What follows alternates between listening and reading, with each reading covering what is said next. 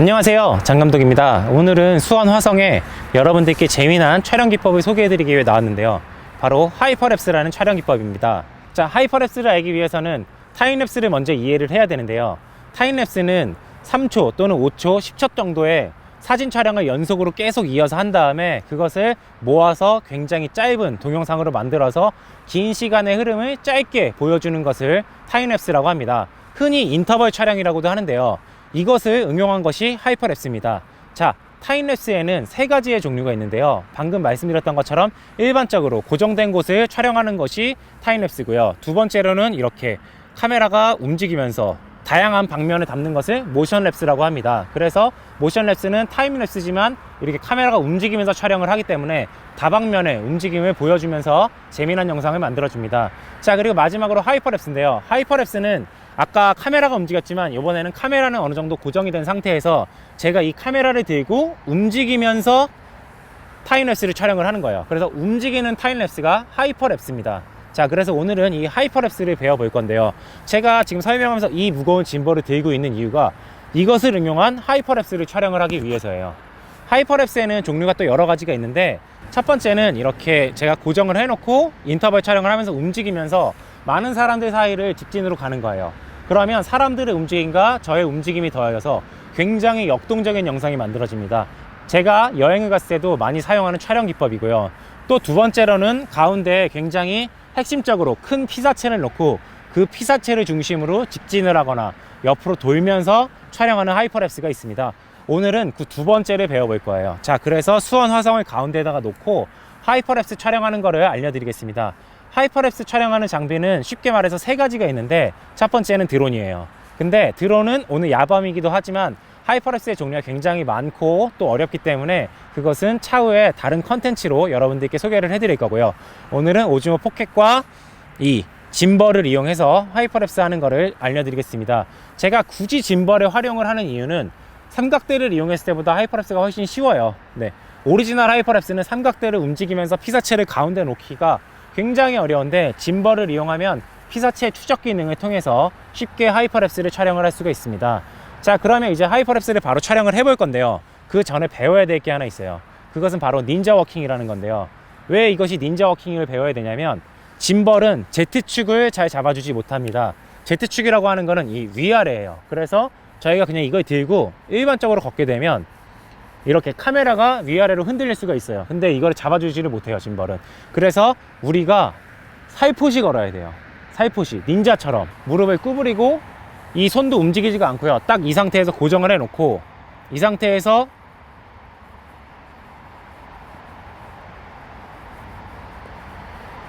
이렇게 움직여야 됩니다. 닌자 같나요? 네, 그래서 닌자 워킹이라고 하는 거예요. 이 닌자 워킹을 기본적으로 해야 된다는 걸 이해하시고 바로 오즈모 포켓하고 이 짐벌을 이용을 해서 하이퍼랩스 촬영을 시작할게요. 네, 지금 바로 시작하겠습니다. 자, 그러면 먼저 아까 이야기해드린 대로 오즈모 포켓 먼저 해볼 텐데요, 오즈모 포켓은 휴대폰에 연결을 하시는 게 조금 더 편해요. 그래서 오즈모 포켓을 켜시고요, 그 다음에 DJI 미모 앱에 들어가요. 그래서 휴대폰에 연결을 하게 되면은 이곳에서 하이퍼랩스를 선택하시고 가운데에 놓고자 하는 피사체가, 저희는 저 수원화성이니까 수원화성을 드래그, 이러면 저것을 중심으로 액티브 트랙을 잡게 됩니다. 얘기한 대로 닌자 워킹, 녹화 누르고 천천히.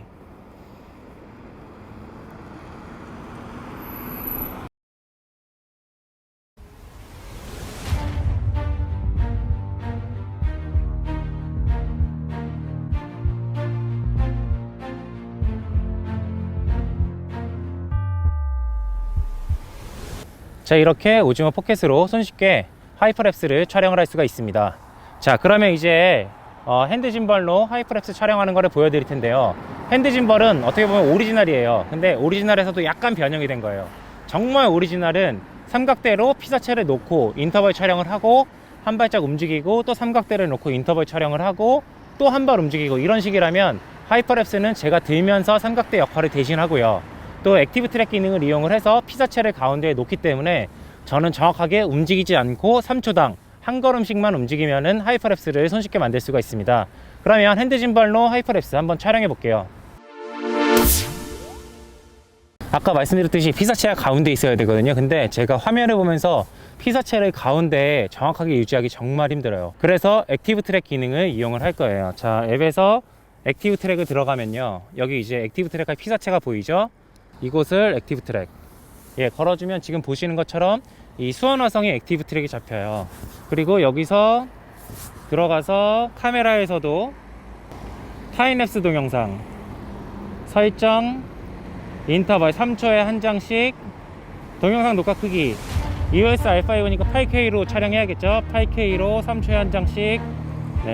I know you told your friend you're not okay, and tell me what's wrong and why you never said you felt that way. And guess you're trying to stay strong and fake a smile until I look away. But I've known you too long, it hurts to watch your blue eyes fade to gray as you fade away, as you fade away.